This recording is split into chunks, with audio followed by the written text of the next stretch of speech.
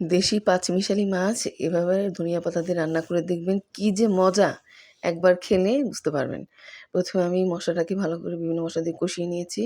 Tomato আমি একবারে কষিয়ে নিয়েছি, টমেটো একেবারে গলে গেছে। এরপর আমি আগে থেকে ভেজে রাখা ২-৩ রকমের মাছ, কই, শিং, তারপর টাকি মাছ, ছোটো, ছোটো টাকি মাছ এগুলো দিয়ে একবারে বেশ কিছুক্ষণ মশলার সাথে কষিয়ে নিব। মশলার সাথে উল্টে পাল্টে বেশ কিছুক্ষণ কষানো হয়ে গেলে এর মধ্যে একটুখানি পানি দিয়ে দিব মাছগুলো কষে আসার জন্য। মাছগুলো আগের থেকে ভালো ছিল, কষতে বেশি সময় লাগবে না।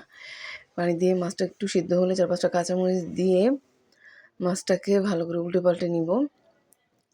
মাছটা যখন প্রায় সিদ্ধ হয়ে আসছে এই পর্যায়ে বেশ কিছু পরিমাণ ধনিয়া পাতা কুচি দিয়ে দিব।